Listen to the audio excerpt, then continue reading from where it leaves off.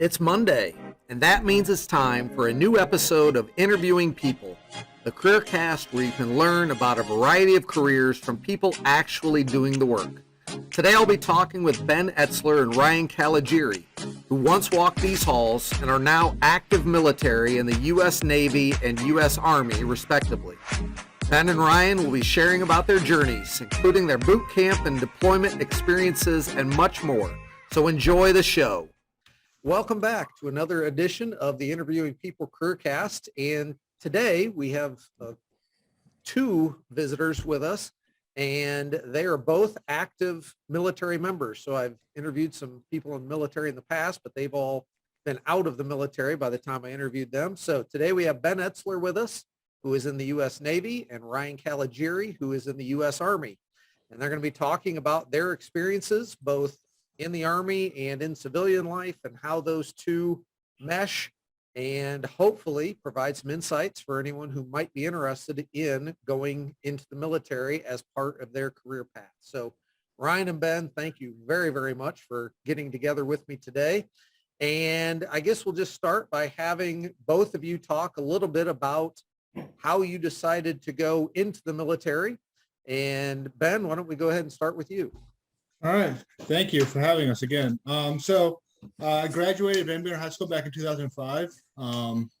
And looking at the college options I had, I figured that I needed a little bit more structure, and figured a little bit of military time would work to get that done, and went for the Navy option just based off of family history between Army or Navy. And I liked the career options I was given with the Navy more. Joined expecting to do a 6-year contract and then get out. And that was back in 2005, 2006, and I'm still in. So been stationed in 3 different states, done 4 deployments during that time, and that's why I'm here. Very cool. All right, Ryan, tell us a little bit about how you decided to go into the Army. Yeah, I guess mine starts actually at Van Buren. We had to do, I think it was my junior year, like a research paper, hey, where you're going to go to college. And my whole life, my parents have told me they're not going to pay for me to go to college. They've been pretty clear about that. So I started looking into the academies at that time. I applied to West Point. I got tentatively accepted pending like one piece of paper I had to submit. And also looked into ROTC after meeting with the head of ROTC at Bowling Green State University. You know, they offered me a full ride scholarship and broke down the advantages to ROTC over one of the academies. So, you know, I chose to pursue ROTC to receive a commission. So I started in 2004 after I graduated high school, commissioned into the Army in 2008. And I've been here ever since. My original plan was, hey, they're going to pay for me to go to school. I'm going to do the minimum commitment. And similar to kind of what Ben said, like, hey, let me get this and then move on. And now it's 2022 and I'm still here. So I don't foresee me leaving until they kick me out, too old or have to retire. So I'm interested, the idea that you were considering going to West Point. What were some of the advantages that they said and that you discovered by going to Bowling Green with the ROTC program? Yeah, so at the end, regardless of the source of commissioning, right? So to become an officer, you have to get a commission, and that's either through a college degree at a traditional school, i.e. Bowling Green, or something like one of the service academies. You know, right down the street from where I'm at now, we have VMI, which is a pretty big one, West Point, et cetera. But you still get the same commission at the end. So you're an officer regardless. There was just a lot more restrictions in going to West Point. There are definitely benefits at the end when it was all done, but I wasn't entirely sure, you know, what I wanted to be when I was a grown-up per se. And West Point was a lot more restrictive. I mean, even in terms of degrees, at that time, there was like 16 majors you could choose from. West Point's based in engineering, so they're all engineering related. And it wasn't something I wanted to do. I wanted to be a teacher, which is what I went to school for, and I'm doing now, coincidentally. So it allowed me to pursue that civilian career path that I wanted, where West Point was more restricted and said, hey, you had to go for this stuff. And if I remember, the Air Force Academy and the Navy Academy both had the similar restrictions. So it was very narrow career-based post-Army career or military career. where if I went through ROTC, I could major in underwater basket weaving if I wanted to. They just needed me to get a degree. Right.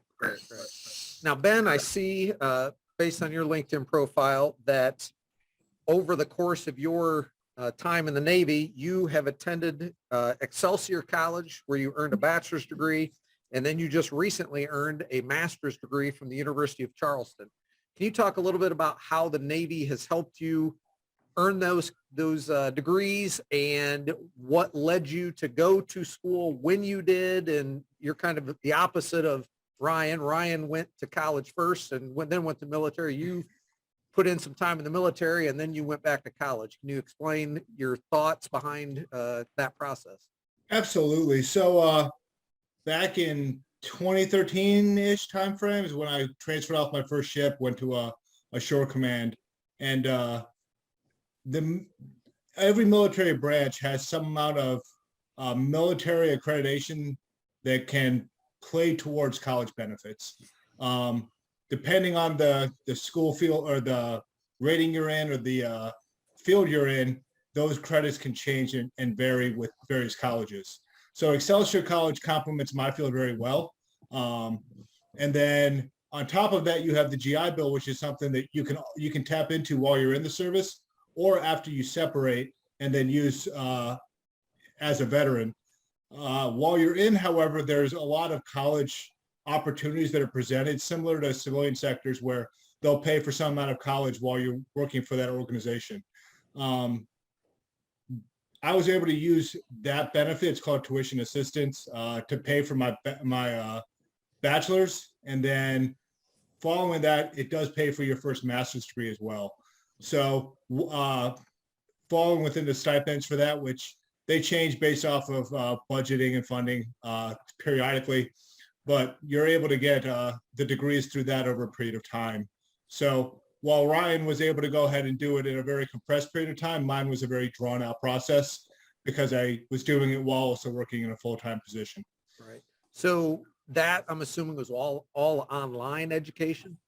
It was all online. Both of those are online degrees. Okay. So obviously that helped. I saw that both of you had some certifications. I saw that both of you have had jobs while you have been in the military. So Ben, let's just stick with you. It talked a little bit about you working at Bechtel National Incorporated. I guess, how did that work with having that job and still being in the Navy and so forth? So Bechtel National Incorporated, it's a long story. Bechtel is now owned by a company called NNL, Naval Nuclear Laboratories. It's a training command we have in upstate New York for training and certifying potential nuclear operators to go onto their first submarine or ship to go be nuclear operators to operate the Navy's nuclear reactors. So it was under that umbrella that title showed up on my LinkedIn. That's really what that is. So it's really an instructor job is what that actually comes out to be. Okay. So still part of the Navy, even though it shows up a little bit differently. And both you and Ryan both have ended up being teachers, instructors, so forth. So Ryan, back to you. I saw that you actually spent 4 years, according to LinkedIn, as a teacher. Was that kind of the same situation that you were doing that as part of the Army, or that was something separate? That was something separate. So my career path is taking some twists and turns. After I commissioned into the Army, December 2008, my mandatory initial entry training type stuff. Got back in August of 2009 and I had my degree in education, but by that time it was too late to get a teaching job. So my initial intent was, do the Army Reserves, like I said previously, do my minimum commitment, if you will, and get out. But an opportunity came up to go on a full-time status for a couple years. Did that, got done with that, got married, and was like, all right, I want to go part-time with this, kind of figure out what I want to be, if you will. And I taught for 4 years in the city of Indianapolis. I enjoyed it. But then about 2016, the opportunity came up to do the Army full-time again. And I went ahead and pursue that. And as far as the teaching thing, I'm actually an assistant professor of military science right now at the University of Richmond. And in that regard, that is for the Army. So we are official, it's part of the Army ROTC program here. The Army assigned me to be here. I've been here for about 16 months, I would say. So the first time I was a teacher, that was when I was doing the Army part-time. Okay. Now you talk a little bit about reserves. Can you shed a little light on the difference between reserves, full-time, National Guard? Any insights you can provide there? Oh yeah, I have to talk about this all the time. All right. So as far as the Army, and all the branches are similar in this regard. So we have the active duty. Those are the guys who do it full time. That is their job, 9 to 5. They're always on duty of that nature. Then you have the reserves and the Guard. They're very similar in their duties, roles, responsibilities, but the reserves is a federally owned force. So they work for, United States government first and foremost, and they're going to work on that to dumb it down. Orders given by the president and on down, right? So they work for the federal government first, and then I apologize. The National Guard works for the state government first. So, a national disaster happens. The National Guard, their number one or first responsibility is to respond to that national disaster. The reserves and the active force can respond to that national disaster, but there's a lot more paperwork and there's a process to get them there, which much more drawn out. As far as responsibilities, the active duty, that's full-time, every day, all day. Where reserves and Guard is what you make it, if you will. Like the commercials say, 1 week in a month, 2 weeks a year. That's semi-true. Positions of responsibility, you're going to have to put in more time, or if you want to put in more time. I know reserve members, and Army National Guard who have been in some sort of full-time status almost their whole career because that's what they wanted. I'm still in the Army Reserves, but I'm a full-time member. So I'm not active duty, but everyone I work with is active duty right now. And as far as pay, benefits, all that, it's the exact same. I'm just under a different umbrella. Okay. So, Ben, I'd love to hear about your boot camp experience. I think sometimes students are a little concerned about going through boot camp. How much did you do to prepare for that? And were you as prepared as you needed to be? How did that go?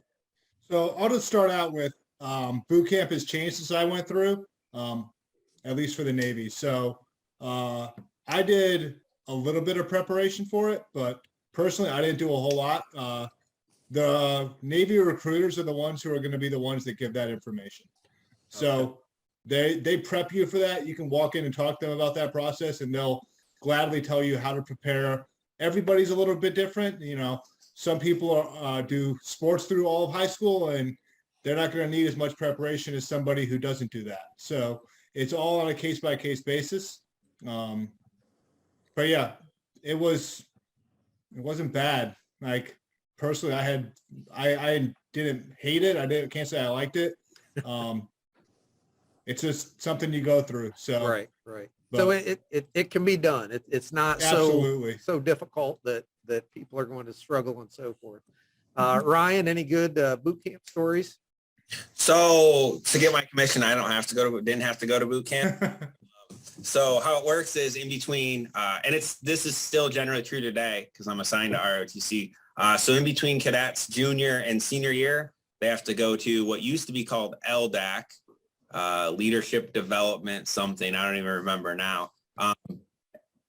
Assessment camp maybe. But now it's called cadet summer training. And between their junior and senior year, they go to Fort Knox for about 40 days. And so the first little bit, the basic training type stuff, just some of that training, land navigation, firing your rifle. But the real focus is to stress them out and see if they can actually lead because they've been trained for 3 years. So we're going to stress them out. And then other events that would normally be in boot camp and done, we integrate throughout those 3 years leading up. And there's certain stuff we just can't do on our university. So it's done that summer. So they split everything up and spread it out. So I don't have any good boot camp stories. That's okay. So Ryan, what would you say has been the most rewarding part of your life in the U.S. Army? I mean, I guess I just hit some highlights. I don't know if I could pick, a specific example. but some highlights of things that have happened. Yes. You know, I was a company commander a few years ago. I guess it was more than a few, but I was a company commander, so I was in charge of about 110 to 150 people. And, you know, it really gave me that peek behind the curtain. Almost everyone was older than me. That's one thing. If you go the officer route, a lot of times your soldiers are older than you. But I was really able to influence them in ways that I hadn't been able to before, you know, through, you know, serious issues. You know, I had soldiers in my office dealing with divorce, bankruptcy, physical fitness issues, mental health issues. And in the end, all of them came out the back end better through me and my first sergeant, who is, you know, my right-hand man at that time. We were able to get them all, you know, enhanced, improved, and they all came out the back end of ever. So, you know, it made me feel like, you know, I was doing the right thing, not only for myself, but for those soldiers. So that was probably one of the best parts or best experience I've had. You know, I've been a lot, just done some stuff, but that was enjoyable. And now I feel for the first time in my career, my civilian education, you know, I got both my bachelor's and my master's in education, as well as that civilian experience as a teacher. I'm finally able to leverage teaching the cadets. So I teach almost every grade level, freshman through senior, depending on the semester and day, if you will. So now I feel like I'm finally able to leverage my civilian experience. So I say those two things would be the most rewarding. Right. I don't know if that's the best answer. But no, that's good. And, you know, I like what you said about, you know, the idea of just because these are soldiers doesn't mean they're not dealing with a lot of other issues that are going on in the lives of civilians and people in the military and so forth. So I think that's important to remember. You know, and just made me think of something else before we have Ben answer that question. With you being there as a teacher at Richmond, do you have trainings and things that you still have to do? Are there times where you have to go do, you know, work out in the field, or are you pretty much in the classroom all the time? So we serve two masters, if you will. We still have a higher headquarters that we work for, and we have to, you know, do everything they say. That higher headquarters is Army wise, right? So there's stuff we have to do. And then we serve the university.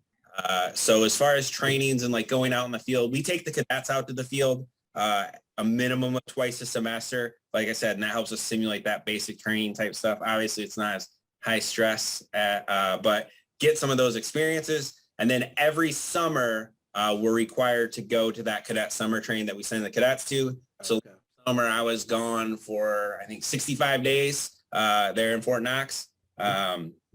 Which my wife wasn't a super big fan of, but it is what it is, because it was close enough, but still far enough. So we still have to do some trainings requirements, but our main focus is on the cadets and their training, and we integrate with them. We still have to take our annual fitness test, but we normally just take it with them. Yes, we still have to do trainings and our requirements, but our number one focus is to, you know, prepare those cadets. Okay. All right, Ben, over to you. What has been the most rewarding experience for you in the military? So there's actually two of them. So the experience-wise, in 2013 to 2017, I was an instructor up at the training command in upstate New York. And during that, you have classes come through, and they're of students doing their last wave of training for the nuclear pipeline. That's also the first time that a lot of I say kids, but the young adults are actually living on their own for the first time. So up to that point, they've lived in Navy barracks, they've been at boot camp. It's a lot more stringent and rigid, and they come up and go through this training, and they're in an apartment on their own. They're learning how to take care of finances and all those things that you have to learn how to deal with. At the same time, they're dealing with a very compressed and challenging school. And watching them grow up through that. So you see them grow both personally and professionally as they figure out what they're doing for operations of a nuclear power plant. And you see how they're dealing with everything else for living out on their own. So that's probably the single most rewarding job I've had. And that was a 3-year instructor tour. Extremely challenging, very long hours, but extremely rewarding.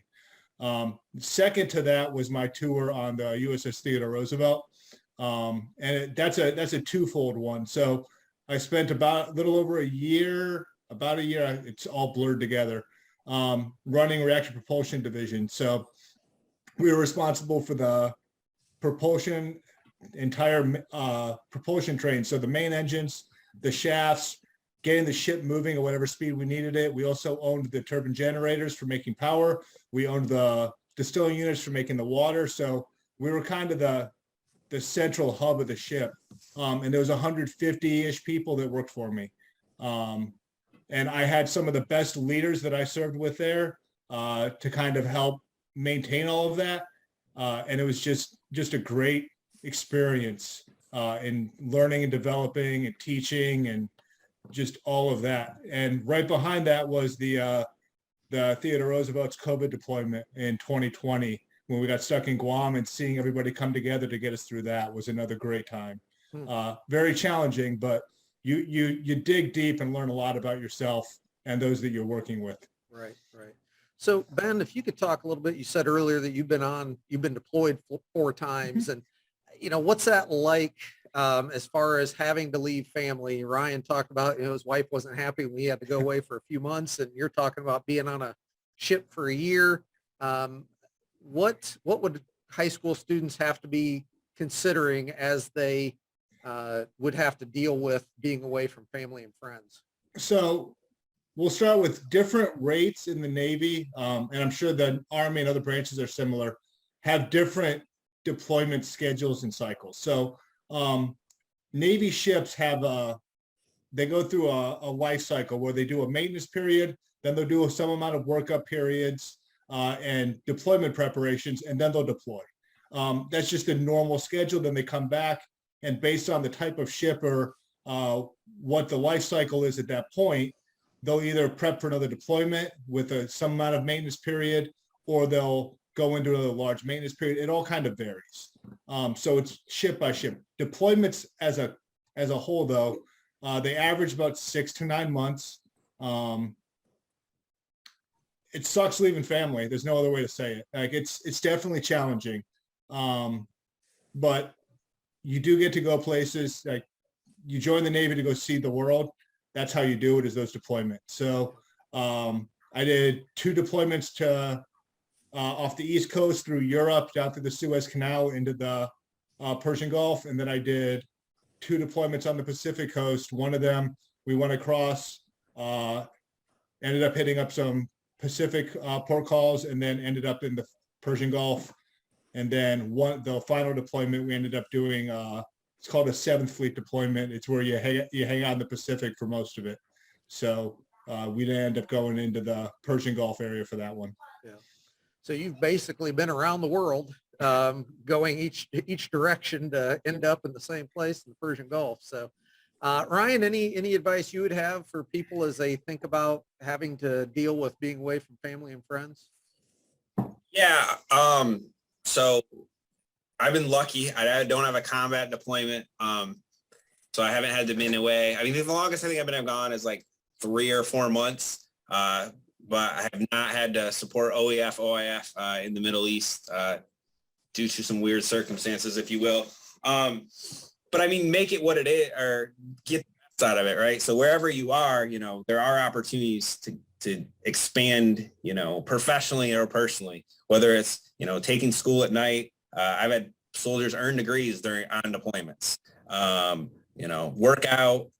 Plenty of soldiers get super fit on deployments. I actually had a battalion commander who went from, and this was prior to arriving at my unit, but went from, in good shape to, for lack of a better term, a stud when he got, he was in good shape before, top 10, 20% on all his PT tests, but, got super in shape when he got back. So, there are opportunities. It's just what you make of it. And, the Army sent me away to a lot of schools and training for a month here, 2 months here, 3 months here. I got to gold medallion status on Delta Airlines very quickly.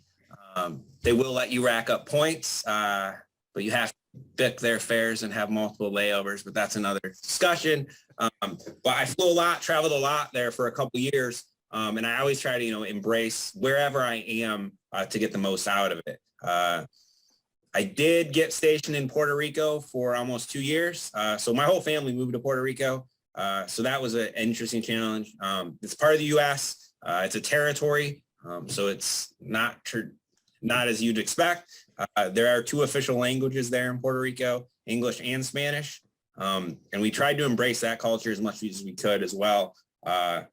So anywhere you go, it is what you make it. So if you want to experience the culture, experience, the local fare, whatever, or if you're stuck locked in a room or on a boat, what do you have time to do? What can you do to improve yourself? If you sit and, mope on it, if you will, you're not going to get much out of it. And in the end, you're going to regret your decision to join said branch. Right.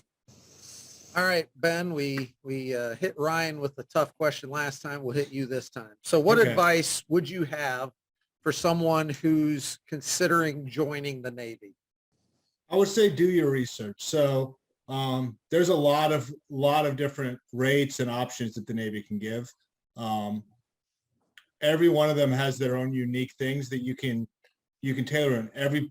Everybody who's looking at joining has something that they enjoy doing or they want to pursue, whether that be for a 20-year career in the military or they want to get some of the benefits after a 4 or 6 year contract and then get out. But whatever they do following that, there's going to be an aspiration or a joy that they have for that. So if you want to teach, find the job that most relates to that in the military or the Navy and go do that. If you want to go be a nurse or a doctor, go be a corpsman, go get those initial skill sets to help you be successful later in life. But do the research first, go talk to the recruiters and work with them. It's your life, and I fully support people joining. And whether you do 4 years, 6 years, 20 or 30, you're still doing more than most people do. So do what you can, and thank you for your time and service. All right, Ryan, what would you say if someone's on the fence about joining the Army? What advice would you give to that person? I mean, I have to agree with Ben on the first part. Do your research. So part of my job is I help my boss do interviews or with high school students who are interested in ROTC, specifically interested in a scholarship. And, when I hear, I want to do 20 years in the Army and join the infantry. No, you don't. You don't know that yet. I joke around often with everyone. I think I actually said it on this interview. I still don't know what I want to be when I'm a grown up. Like, I enjoy what I do. I have zero complaints, but my career path continues to change and evolve. And I started this journey, 17 years ago. 2004 was when I started ROTC, and I still don't know. So, if you ask me right now, where are you going to be in 4 years? I can't tell you. I don't know what that is. I want to keep, stay in the Army, but do your research, because I hear that a lot. I want to be active duty. I want to do this. You don't know what you don't know yet. So do your research, because ultimately we've also had, we've had cadets start the program, ROTC that is, start the program, go through, a couple months, like, I don't want to be in the Army. I chose poorly. Or I want to be infantry, XYZ, and then they sleep in the woods one time. It's the first time they've ever slept in the woods. I'm like, oh no, I don't like that at all. We do land navigation at night and they're scared of the dark, for lack of a better term, but they want to be, they want to be infantry. I'm like, guys, so just do your research. You don't know what you don't know. And I won't speak for all of the military, but generally, if you ask someone in the military a question about, they're going to answer, and, they'll be honest and truthful as they can within reason, obviously, and try to help you. Even if that, the answer isn't what you want to hear, they're going to try and give you the best information they can to help educate you. Right. Well, yeah, I think that's a big key, is just getting experience. I think I see a lot of students who say, yes, I'm definitely doing this when I graduate from high school. It's like, well, you might, and I hope you do, but not a guarantee by any means. So I guess one fun question here, Army and Navy, we see them play football every year and week or two after Thanksgiving. And is that rivalry really as big as we see on TV with the football game, or do you guys get along pretty well in general? I'd say we get along pretty well in general. So Navy works very closely with Marine Corps. If you go look at overseas combat deployments that the Army does, there's usually Navy nearby. We have troops on the ground over there as well. I don't think it really matters what branch you're in. Like it's a friendly rivalry, but they're also, if you go back to Ryan's other comment, West Point is a big school. The Naval Academy is a big school. They're going to have a rivalry between the two. So, is it fun banter back and forth every now and again? Yeah, but if we have to get together and actually go execute a mission, it's not going to matter. We know where we need to fall, and we'll do what we have to do to get through it. So we're all in this together. Yeah. Ryan, similar thoughts? Yeah, I would agree. Just a couple of things to add, it's coming. I would say the rivalry is bigger at the two academies, it's like a school like Ohio State, Michigan, right? Right. It's bigger at the schools. I mean, I guess there's some people in Ohio who won't use the letter M, whatever. That's stupid. Go blue. Big Ten champs. But it's bigger at the schools, the academy. So the Naval Academy, West Point. It's a thing. A few years ago, it's probably more than a few now, the Army hadn't won in like a decade, the Army-Navy game, and the Army won, and we got free days off, and it was awesome. Won a few more games over the years, so it's not as frequent that we get free days off. And like Ben said, I've been to joint schools where I work with Navy, Marines, Army, Air Force. So definitely, and my recruiter, actually, not my, but the program recruiter, so our recruitment operations officer, he's a former Navy guy. So we harass each other from time to time of, who's better. And he has assured me that the Navy quality of life is far better than ours. But the Air Force has it better than both of us as far as quality of life. I mean, everywhere they go, they have air conditioning, microwaves, fridges, TV. I mean, shoot. All right. So as we wrap up, what's something you know now about life after high school and careers that you wish you had known when you were in high school? You'll notice more and more that there's fewer and fewer people staying with one company or organization for a career. Even in my field, you'll see, you have some people stay for 20, but you'll look around at civilian counterparts we work with and they bounce around, or you look at your classmates that are out in throughout the country and they've bounced between jobs a couple times. So if you think you're going to go work for one company for the rest of your life, you might be selling yourself short. That's not to say that people don't do it. You've been at Van Buren for quite a while, Mr. Brott. So there's definitely people that still do that. But at high school, that's kind of how it felt, is you'll get out, you'll start a career, and you'll just work up that corporate ladder. And that's not actually how reality works. You got to bounce around. There's sacrifices you have to make that don't just happen. It takes real work and grit and getting your hands dirty to get to those accomplishments that you might want to get to. So that's probably the biggest thing, that looking back, it's not just sunshine and roses on the other side. It's hard work and grit and sometimes a lot of sacrifices to get the things you need for whatever career you're pursuing to be successful. Over to you, Ryan. Yeah. So if I could give young me 3 pieces of advice, or, any high school student, in no particular order, I'll start with kind of what Ben said. Expect change, anticipate change. Change is the only constant in life. So if you're committed to, this is my job and I'm going to live here and do this, it's probably not going to happen. So just expect that change. 2, leave home. So I've moved 7 or 8 times since I graduated college. My wife has been there for all of them. And my kids have went to 4 or 5 different schools. My 2 youngest, that is, have went to 4 or 5 different schools, and they're 7 and 8. Now that we live in Virginia, this is the first time they haven't been the minority in their school. So I would say they have a much more well-versed education experience than I did, just dealing with all those different populations. And I feel the same, leave home, see the world, not necessarily the world. You don't have to join the Navy and see the entire world. Ben, but leave home, do something, explore, travel, go to school somewhere that makes you feel uncomfortable. Go on vacation, not to Disney World every year, and go somewhere you've never been, because you're going to experience those other cultures and meet new people, because the center of the universe is not where you grew up. It may be, sometime in the future, but shift that. And then the third advice I wish I would have had or known is money matters. When I was a younger soldier, younger officer with not as many financial commitments, I spent money on dumb stuff. So money matters. Go ahead, buy the book, Rich Dad, Poor Dad. Buy Dave Ramsey's book, and just learn about personal finances and money, because they're as an 18-year-old kid, you can go take out $100,000 in student loan for no idea what it's for. And then you graduate. That has to pay back. So those would be the three, I guess.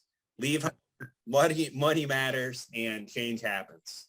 Okay, perfect. Yeah, I think that's some great advice. Thank you very much for the service that both of you have given to our country, and appreciate that you guys are doing that work to protect me and my family and Van Buren and everything else. And thank you very much for that. Some very insightful comments. And yeah, I think if there are people who are interested in the military, you provided some really good ideas for them to consider.